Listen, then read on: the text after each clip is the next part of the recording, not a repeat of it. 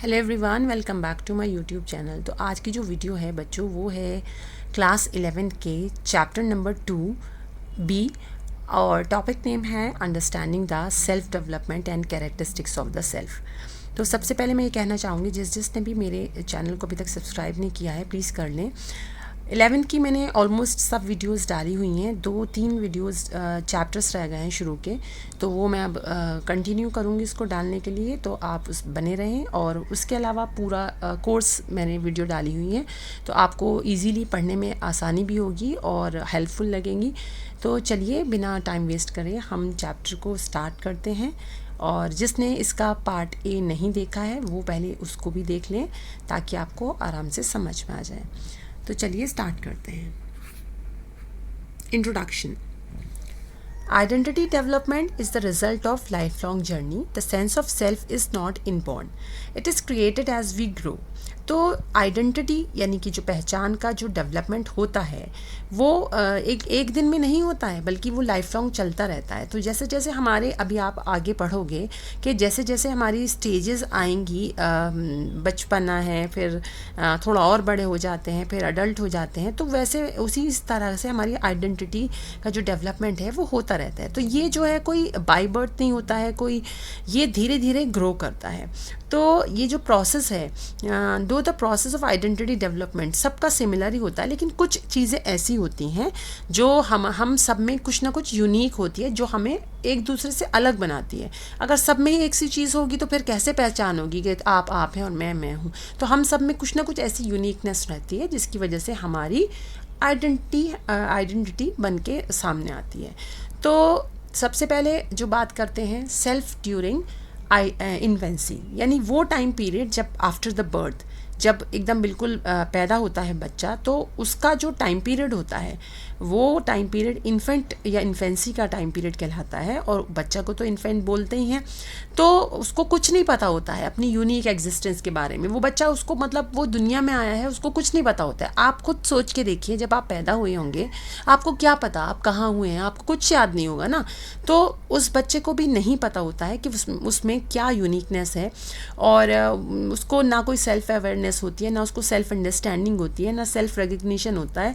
तो इन्फेंट जो होता है वो doesn't have any mental picture of the self. उसको कुछ नहीं पता होता मैं कैसा हूँ क्या है। यहाँ तक कि अगर बच्चा रो रहा है और रोते रोते उसका हाथ अपने मुंह पे लग गया है, तो उसको ये भी एहसास नहीं होगा कि वो उसी का हाथ है। बस उसको अगर कुछ हो सकता है कि उसके नेल्स बड़े हों, कुछ हों, तो चोट लग जाए, कुछ खरोंच लग जाए, वो रोएगा, लेकिन उसको ये नहीं पता होगा कि वो उसी का हाथ है। आपने देखा भी होगा बहुत से ऐसे बच्चे होते हैं अपने ही गाल ऐसे कर करके खींच रहे होते हैं या नाखून मार रहे होते हैं और रो रहे होते हैं, क्योंकि उन्हें पता ही नहीं होता कि वो खुद को हार्म कर रहे हैं। उनको अपने बारे में इस तरह की इस एज में कोई रियलाइजेशन नहीं होता।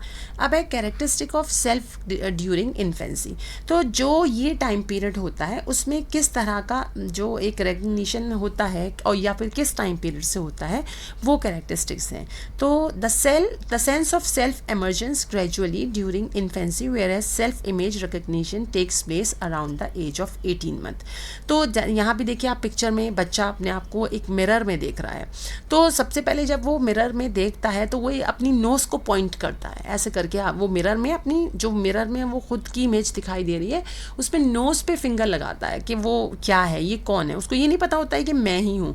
तो ये जो सेल्फ इमेज रिकग्निशन होती है ये अराउंड 18 मंथ में होती है। तो ये कभी कभी वन वर्ड आंसर में या फिर ऑब्जेक्टिव टाइप में इस तरह का क्वेश्चन आ जाता है कि सेल्फ इमेज रिकग्निशन जो होती है वो किस एज में होती है, तो एज ऑफ 18 मंथ होती है। फिर है identity development begins with child's awareness that she is a separate and unique individual. Initial indication of this awareness is evident during infancy when children begin to recognize themselves. For example when researchers place a dot, वही मैंने आपको जो nose वाला example दिया है, समझ लीजिए कि वही 18 मंथ से बच्चा अपने आप को जो है वो एक तरह से पहचानना शुरू करता है। जब वो अपने आप को इमेज देखता है तो शुरू में तो वो देखता है, फिर वो छू के देखता है अच्छा कौन है क्या है, तो उसको थोड़ा थोड़ा रियलाइज़ हो जाता है कि अच्छा ये मैं हूँ। तो ये आइडेंटिटी जो है, जो इमेज रिसर्च में यही चीज़ देखी गई है कि वो सेल्फ इमेज जो है रिकग्निशन स्टार्ट होता है 18 मंथ से। फिर है in the second half of the second year, यानी कि 2 साल के जो टाइम पीरियड आ जाता है, second half of the second year मतलब कि 2.5 साल के अराउंड, तो इन्फेंट्स जो होते हैं वो अपना मतलब पर्सनल प्रोनाउन सीखते हैं, जैसे आई, मी, माइन, यानी मैं, मेरा, ये सब सीखते हैं उनको। मतलब ये जैसे कि बच्चे 2.5 साल का बच्चा है तो कि नहीं ये मेरी डॉल है, ये मेरे डैडी हैं, तो सब कुछ उनको मेरा मेरा करना, इस तरह की जो है वो पर्सनल प्रोनाउन इनका, ये सब चीज़ें शुरू होती हैं। फिर है infants begins to recognize themselves in photographs by the end of this period. और ये जो टाइम पीरियड होता है मतलब 2.5 साल के बाद वो 3 साल तक पहुँचते पहुँचते अपने आप को अपनी फ़ोटो में पहचानना शुरू कर देता है। तो ये जो पीरियड होता है फ्रॉम बर्थ और फिर एक 1 ईयर ऑफ द एज, जो बहुत ही फंडामेंटल स्टेज ऑफ लाइफ होती है, और इस टाइम पर पेरेंट्स को या फिर जो भी कोई केयर टेकर है उस बच्चे के, उनका बहुत इंपॉर्टेंट रोल होता है उनके self concept, sense of self concept को शेप करने में, उनको मोल्ड करने में और उनको क्रिएट करने में। तो बच्चे बहुत नाजुक होते हैं, कहते हैं कि बच्चे एक बिल्कुल कच्ची मिट्टी की तरह होते हैं। जैसा आपने पता होगा आपको कि जब वो कच्ची मिट्टी से घड़े को बनाया जाता है और वो गोल गोल घूम रहा है, उसको जैसा शेप दिया जाता है, घड़ा बन गया है, सुराही बन गई है, उसी तरीके से बच्चा भी एक कच्ची मिट्टी की तरह होता है। उसको जिस तरह का शेप दिया जाता है वो उसी तरह का बन के तैयार होता है। तो इसमें जो है ऐसे टाइम पीरियड पे पेरेंट्स का या फिर केयर टेकर का बहुत इंपॉर्टेंट रोल होता है। फिर दूसरी जो स्टेज आती है वो है सेल्फ ड्यूरिंग किस टाइम पे, अर्ली चाइल्डहुड। तो अर्ली चाइल्डहुड की जो एज है वो है 2 to 7 ईयर्स, यानी 2 साल तक हमने देखा कि बच्चे ने क्या सीखा। अब है कि 2 से 7 साल में वो अपने आप को कितना पहचानता है। तो by 3 years of age children begin to talk and express themselves. They also begin to understand their abilities to some extent during this period. तो इस टाइम तक वो थोड़ा थोड़ा बात करना, अपने आप को एक्सप्रेस करना शुरू कर देता है।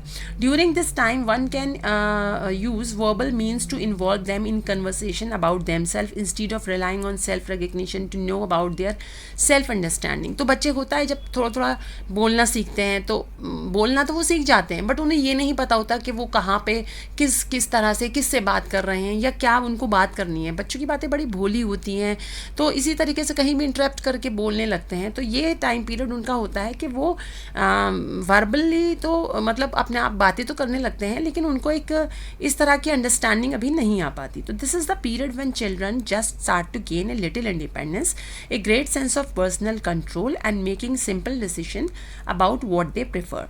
Parents can help children to develop a sense of autonomy by allowing them to make simple decisions about their choices. तो ये एक ऐसा टाइम पीरियड होता है जब बच्चे को लगता है मैं थोड़ा आज़ाद हूँ। आज़ाद मतलब ये कि पहले तो बच्चा अपने माँ बाप की, अपने बड़ों की गोद में रहता है, जहाँ वो लेके जा रहे हैं वो जा रहा है, इवन घर में भी वो गोद में बैठा हुआ है। लेकिन जब वो 3 साल का टाइम पीरियड होता है उस वक्त बच्चा थोड़ा थोड़ा बोलने लगता है, अपने आप को एक्सप्रेस करने लगता है, तो उसको लगता है कि उसको कुछ छूट मिली है, उसको कुछ इंडिपेंडेंस मिली है। ये एक ऐसा टाइम पीरियड होता है और उसको थोड़ा सा पर्सनल कंट्रोल भी करना आता है। पर्सनल कंट्रोल मतलब कि वो बोल रहा है, चुप भी हो सकता है, और भी फिजिकल और कुछ इस तरह की चीज़ें होती हैं जो उसको कंट्रोल करता है। तो इस टाइम पर पेरेंट्स जो होते हैं उनको बच्चों को मदद करते हैं कि किस तरीके से वो अपने डिसीजंस, अपने डिसीजंस मतलब ये नहीं कि वो उन्होंने पूरा बिजनेस खड़ा कर लिया अपने डिसीजंस लेके या फिर कुछ और लाइफ के डिसीजंस ले रहे हैं। मतलब ये छोटी छोटी बातों को डिसीजन लेना, जो भी उनके एज से रिलेटेड बात है उसमें वो खुद कर रहे हैं, तो उसमें पेरेंट्स उनको रोल अदा करते हैं। जैसे वो गोद से उतरना चाह रहे हैं तो पेरेंट्स मदद करेंगे, चलो अच्छा उतर रहा है तो उतरना, या बेड से बच्चा उतरना कोशिश करता है तो उसको वही एक इतना बड़ा अचीवमेंट लगता है कि उसने बहुत कुछ करा है। फिर है toilet training is a vital part of this process. तो इस टाइम पे जो ये टाइम पीरियड होता है 3 इयर्स के बाद का, तो बच्चों को टॉयलेट ट्रेनिंग भी दी जाती है ताकि फिर उनका स्कूल में एडमिशन होगा तो उनको भी पता होना चाहिए कि हाउ टू कंट्रोल क्योंकि उससे पहले बच्चे डायपर्स आजकल तो बच्चे डायपर लगाते हैं, सब कुछ करते हैं, तो कंट्रोल का उनको पता ही नहीं रहता है। लेकिन फिर उनको ट्रेनिंग यही दी जाती है तो उनको पता रहता है कि कब उनको जाना है टॉयलेट, कब नहीं जाना है। तो ये सब जो बातें होती हैं, जो बॉडीली फंक्शंस होते हैं, इस तरह की फीलिंग, इस तरह की इंडिपेंडेंस, ये ड्यूरिंग अर्ली चाइल्डहुड पीरियड में होता है। फिर है main characteristics of young children understanding themselves. अब इस तरह के जो अर्ली चाइल्डहुड यानी 2 से 7 साल का जो बच्चा होता है उसमें अपने से रिलेटेड उसको क्या उसकी कैरेक्टरिस्टिक्स होती हैं। तो जैसे कि use of physical description, use of physical description ये है कि बच्चा जो है वो कुछ डिस्क्रिप्टिव वर्ड्स यूज़ करता है, जैसे कि बिग, स्मॉल, और अब कंपैरिजन स्टार्ट कर देता है। जैसे for example, I am taller than Rahul, और आई एम टॉल, मतलब बच्चों में होता है ना, मैं बड़ा हूँ, मैं छोटा हूँ, और इस तरह की चीज़ें, ये वाली बातें जो हैं फिजिकल डिस्क्रिप्शन, ये कैरेक्टरिस्टिक्स इस टाइम पीरियड की होती है। फिर है डेवलपमेंट ऑफ कैटेगोरिकल सेल्फ। तो उसमें क्या होता है कि जो बच्चा होता है, जो उसकी जो एबिलिटीज़ होती हैं, उसकी जो वैल्यूज़ होती हैं, वो सब होती हैं। वो क्या होता है कि एग्जाम्पल, मतलब ये कि जैसे बच्चा ये करता है कि अच्छा मेरी एज ये है, या फिर वो जेंडर भी पहचानता है, अच्छा मैं लड़की हूँ, तुम लड़के हो, मतलब लड़के लड़की का डिफरेंस भी उनको इस एज में समझ आ जाता है। और फिजिकल कैरेक्टरिस्टिक्स वैसे टॉल है, गुड है, बैड है, वो इसी तरीके से एक्सप्रेस करते हैं। अच्छा वो गुड है, अच्छा ये बैड है, और या फिर वो टॉल है, वो शॉर्ट है, बस उनको इतनी ही नॉलेज होती है अपने बारे में या किसी और के बारे में। फिर है self understanding of young children consist of active description of them self. तो active description of them self में क्या है कि वो अपने आप को कैसे बताते हैं कि हाँ मैं ये कर सकता हूँ। जैसे I can draw an apple, मैं एप्पल ड्रॉ कर सकता हूँ, मैं काउंट कर सकता हूँ। सत्ता वाली जो बात होती है ना, बच्चे में कॉन्फिडेंस आ गया, अच्छा मैं भाग सकता हूँ, तो ये सेल्फ अंडरस्टैंडिंग आती है इस एज में। फिर है फॉर्मेशन ऑफ रिमेंबर्ड सेल्फ। तो उसमें क्या होता है कि बच्चा उसको उसकी इस तरह से, जैसे उसका फेवरेट गेम ये है और वो ये खाना पसंद करता है, इस तरह की जो मेमोरीज होती हैं, इस तरह की जो वो होता है, वो सब भी इसमें इसी टाइम पीरियड में होता है। फिर है unable to recognize that a person can possess different attributes. तो कुछ बच्चा इस टाइम के जो टाइम पीरियड के जो बच्चे होते हैं, उनके पास लिमिटेड वोकेबुलरी और इमेजिनेशंस होती हैं।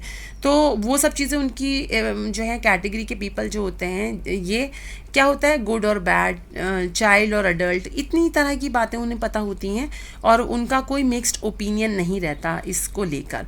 फिर है use of concrete observable terms in defining self. तो चिल्ड्रन जो हैं अपने आप को किस टर्म में डिस्क्राइब करते हैं, वो कि दे कैन डू, वो ऐसा कर सकते हैं, जो उनको दिखाई देता है वो उसी चीज़ को कहते हैं। जैसे वो अगर आप इस टाइम के बच्चे से कह दो कि हाँ भाई चलिए आप बताइए अपने बारे में, तो बच्चा, एक होता है कि मैच्योर है तो वो प्रॉपर तरीके से बताएगा, लेकिन इस टाइम का जो बच्चा होगा वो सीधा ये बताएगा मैं 4 साल की हूँ और मेरे कर्ली हेयर्स हैं, मेरी एक नोज़ है, मेरे 2 आईज़ हैं, मतलब एक कितनी क्यूट सी बातें बताएगा। जबकि अगर आप अपना इंट्रोडक्शन दे रहे हो, आप बड़े हो, तो आप यही बताओगे कि मेरा नाम ये है, मैं इस क्लास में हूँ, मेरे फादर नेम ये है, मेरा मदर नेम ये है। तो वो टाइम वो थोड़ा और मैच्योरिटी वाले हो जाता है। लेकिन इस टाइम पीरियड में अगर आप स्टार्टिंग में अगर उनको कुछ मतलब सिखाया नहीं गया है, तो वो बहुत क्यूटली अपने आप को एक्सप्रेस करते हैं।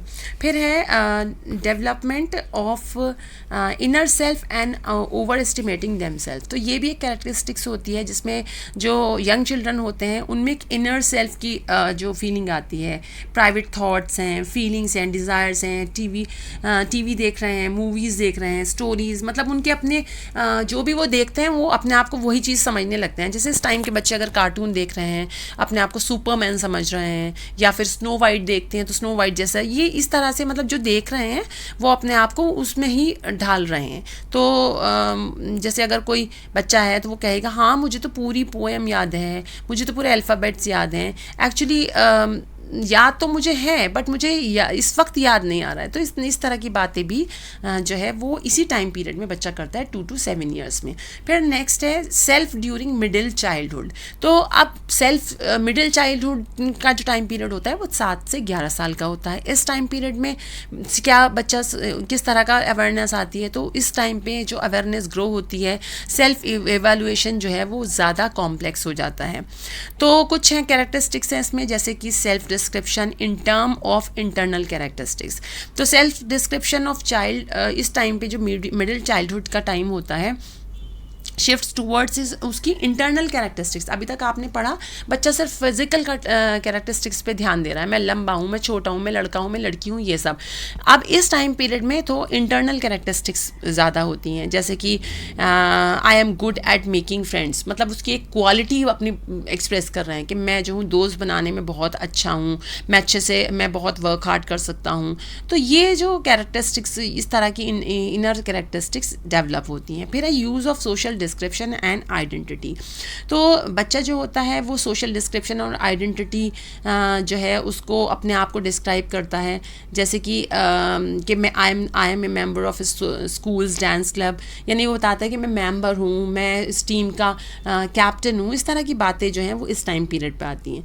फिर है ability to compare with others, और इसी टाइम पे जो है उसमें एक ये कंपैरिजन वाली भावना आती है, जैसे कि मैं जो हूँ I can read better than Babita, मैं बबीता से अच्छा रीड कर सकती हूँ या मैं उससे अच्छा डांस कर सकती हूँ। तो जो बच्चे कंपैरिजन करते हैं ना, इस टाइम पीरियड पे होता है 7 to 11 टाइम पीरियड पे। अगर आप किसी के सामने दूसरे बच्चे की तारीफ़ कर दो तो उसको लगता है कि अच्छा ये ऐसा नहीं, मैं ऐसा कर सकता हूँ। तो ये चीज़ें, ये वाली जो फीलिंग होती है वो आती है 7 to 11 ईयर्स में। फिर है begin to distinguish between the real and ideal self. तो मिडिल चाइल्डहुड एक ऐसा पीरियड होता है जब बच्चा जो है वो ये रियल सेल्फ में और आइडियल सेल्फ में थोड़ा सा भेद करना, मतलब डिस्टिंग्विश करना शुरू कर देता है। तो इन सिंपल वर्ड्स में कि ये एक ऐसा टाइम होता है जब चाइल्ड जो है वो डिफ्रेंशिएट करना शुरू कर देता है उसकी एक्चुअल कैपेबिलिटीज़ को, या फिर वो जो चाहता है वो। फिर है रियलिस्टिक सेल्फ डिस्क्रिप्शन। तो ड्यूरिंग मिडिल चाइल्डहुड तो जो बच्चा होता है वो सेल्फ डिस्क्रिप्शन मोर रियलिस्टिक करता है एज़ कम्पेयर टू जो पहले का टाइम पीरियड उनका प्री स्कूल का गुजरा है। फिर है सेल्फ ड्यूरिंग एडोलसेंस। देखिए ये जो एडोलसेंस वाला जो टाइम पीरियड है ये काफ़ी इंपॉर्टेंट है और इस के बारे में कुछ ना कुछ क्वेश्चन ज़रूर आता है। तो adolescence is a critical time for identity development, achieving A coherent identity and avoiding identity confusion is a very important goal of adolescence. Self understanding becomes increasingly complex during adolescence. तो adolescence एक ऐसा time period है, इस time पे जो self understanding होती है वो बहुत ज़्यादा कॉम्प्लेक्स हो जाती है। और मैं समझती हूँ कि ये जो टाइम पीरियड है ये टाइम पीरियड आप लोगों का भी टाइम पीरियड होगा, कि जो एडोलसेंस का जो टाइम पीरियड होता है उसमें ये बहुत ही एक ऐसा टाइम पीरियड होता है कि जिसमें आपकी जो सेल्फ है वो एक्सपेंस होती है, उसमें पर्सनल ट्रेड्स होते हैं, एट्रीब्यूट्स होते हैं। उस टाइम पे जो है supportive parents, schools and communities वो उनको एक पॉजिटिव आइडेंटिटी अचीवमेंट दे सकते हैं। तो आइडेंटिटी अचीवमेंट जो है वो बहुत इंपॉर्टेंट है ये, क्योंकि इट इज़ एसोसिएटेड उनकी सेल्फ एस्टीम को बढ़ाता है और उनके अंदर क्रिटिकल थिंकिंग को इंक्रीज़ करता है और मॉरल रीजनिंग को एडवांस करता है। तो अगर किसी इस टाइम पीरियड पे प्रॉपर एनकरेजमेंट और मोटिवेशन अगर इस टाइम की पीरियड के बच्चे को मिले तो उसकी जो सेल्फ होती है वो स्ट्रांग हो जाती है, सेंस ऑफ सेल्फ, और वो उसको feeling of independence and control और ability to live by society's standards, expectation, ये सब भी उनको उनके क्या होते हैं, एडवांस होते हैं। नहीं तो अगर ऐसा कुछ होता है बच्चे को इस टाइम पीरियड पे सपोर्ट नहीं किया जाता है तो वो क्या होता है, वो इनसिक्योरिटी और कन्फ्यूजन का शिकार हो जाता है। तो अब ये क्वेश्चन आता है अक्सर कि why is adolescence a critical time for identity development. तो आइडेंटिटी डेवलपमेंट के टाइम पर जो ये वाला टाइम पीरियड है एडोलसेंस का, ये इतना क्रिटिकल क्यों होता है? तो एडोलसेंस एक ऐसी स्टेज होती है, एक ऐसी स्टेज जिसमें कि डिलेमा मतलब कन्फ्यूजन वाली स्टेज होती है। जैसे मैं ये पहनूँ नहीं पहनूँ, मैं यहाँ जाऊँ नहीं जाऊँ। अच्छा अपने पेरेंट्स से पूछ रहे हैं और पेरेंट्स ने इजीली उनको कह दिया हाँ चले जाओ, तो फिर भी कंफ्यूज रहेंगे। अच्छा इन्होंने तो कह दिया चले जाओ, पता नहीं मैं जाऊँ नहीं जाऊँ, होता है ना ऐसा। तो कंफ्यूज रहते हैं बच्चे, डिसीजन जल्दी से नहीं ले पाते हैं। तो एक कन्फ्लिक्ट का, एक डिसएग्रीमेंट का, ये सब चीज़ों का टाइम पीरियड स्टेज होती है। और जैसे समटाइम जो एडोलसेंट्स होते हैं वो इंडिपेंडेंस चाहते हैं और उनको जो है ये टाइम पीरियड ऐसा होता है, थोड़ा पेरेंट्स भी थोड़े वरी करते हैं कि कहीं वो गलत कामों में ना पड़ जाएं। उनको इतनी नॉलेज इस बात की लाइफ की है नहीं, पता नहीं किस लोग कैसे उनके फ्रेंड सर्कल हैं, तो वो भी परेशान रहते हैं। तो और बच्चे क्या होते हैं ऐसे टाइम पे थोड़ा सा रिबेल करते हैं, उनसे जिस तरह का व्यवहार किया जाता है उस व्यवहार के अगेंस्ट रहते हैं। जैसे कि बच्चों के साथ ये होता है कि किसी मामले में तो पेरेंट्स कहते हैं तुम बच्चे हो क्या, और किसी मामले में कहते हैं कि अरे तुम बड़े हो गए हो, अब तुम ऐसा नहीं करो। तो ये जो टाइम पीरियड होता है वो बच्चों के लिए भी बड़ा कन्फ्यूजन वाला होता है। कहीं तो उन्हें बच्चा बना दिया जाता है और कहीं किसी सिचुएशन में उन्हें बड़ा बना दिया जाता है। तो एडोलसेंट्स का जो एक्सपीरियंस है वो उसमें क्या होता है कि सिचुएशन ऐसी होती है कि पेरेंट्स जो हैं बच्चे को मैच्योर भी ग्रोन अप एक्सपेक्ट करते हैं और वो चाहते हैं उनके बिहेवियर में ऐसा कुछ हो, लेकिन कभी कभी सिचुएशन ऐसी होती है कि वो उनको उस सिचुएशन में बच्चा कहते हैं कि नहीं तुम बच्चे हो, तुम नहीं समझ पाओ कि ऐसा क्या है क्या नहीं है। तो ये एक ऐसी कन्फ्यूज़न वाला टाइम पीरियड होता है जिसमें बच्चे की जो ये एक्सपीरियंस होता है इसका, वो बड़ा कंट्राडिक्टिव फीलिंग और इमोशंस का होता है। और एडोलसेंस का एक्सपीरियंस फीलिंग और आइडेंटिटी क्राइसिस और रोल कन्फ्यूजन होता है, क्योंकि जो एक गैप होता है बिटवीन वो कि वो क्या एक्सपेक्ट कर रहे हैं, क्या उनको करना है और क्या उनके साथ बिहेवियर हो रहा है, क्यों उनको कंपैरिजन भी किया जा रहा है। तो ये बड़ा मिक्स्ड सा एक बड़ा कन्फ्यूजिंग सा टाइम पीरियड होता है, not only for the adolescent बच्चों के लिए but also for the parents also. Parents भी इस टाइम पीरियड के बच्चों के लिए बड़े परेशान रहते हैं। तो जो एडोलसेंस है वो एक ऐसा क्रिटिकल आइडेंटिटी डेवलपमेंट का टाइम पीरियड है जिसमें कि उस टाइम पीरियड पे बच्चा बड़ा कंफ्यूज रहता है और उसकी जो क्योंकि जो वो फोकस उसका जो डेवलपमेंट है सेल्फ ड्यूरिंग इस पीरियड में उसकी बड़े आइडेंटिटी क्राइसिस होते हैं। तो रीजंस क्या हैं आइडेंटिटी क्राइसिस के एडोलसेंट में? कि एडोलसेंस एक ऐसा पीरियड है जहाँ हर एडोलसेंट्स का जो होता है और उसका खुद का पॉइंट या फिर दूसरे का पॉइंट बहुत डिफ़र करता है, फिर उसी से उसमें थोड़ा सा एक कन्फ्यूजन भी आ जाता है। तो बहुत सी स्टडीज़ और बहुत से कॉन्टेक्स्ट शो करते हैं कि end of the adolescence an individual creates a relatively everlasting sense of selfhood और आइडेंटिटी। तो एक टाइम पीरियड जब खत्म होने वाला होता है ये वाला, तो एक उनमें एक आइडेंटिटी आ जाती है, this is who I am. तो during adolescence the individual's identity is influenced by उसकी आइडेंटिटी इन्फ्लुएंस करती है रैपिड फिजिकल और बायोलॉजिकल चेंजेस पे और सोशल डिमांड्स पे। अब है development of self during adolescence. तो एडोलसेंस के टाइम पे जो डेवलपमेंट हो रहा है सेल्फ का वो क्या है? तो ड्यूरिंग दिस पीरियड एडोलसेंट्स जो हैं उनको are expected to start behaving like adults. उनको ऐसा उनसे एक्सपेक्ट किया जाता है अब तुम बड़े हो गए हो और बड़ों की तरह से बिहेव करो और रेस्पॉन्सिबिलिटी संभालो, अपनी फैमिली से रिलेटेड अपने कुछ काम करना शुरू करो और सोसाइटी में इंटरेक्ट करो। तो दिस सोशल ट्रांसफॉर्मेशन जो है from dependent child to independent person takes place अलग अलग जगहों पे अलग अलग होता है। जैसे कि जो फॉरेन के कंट्रीज़ होते हैं, जैसे वेस्टर्न कल्चर होता है, वहाँ पे इस टाइम पीरियड में बच्चे को बिल्कुल फ्री कर दिया जाता है, माँ बाप से वो अलग होके रहते हैं।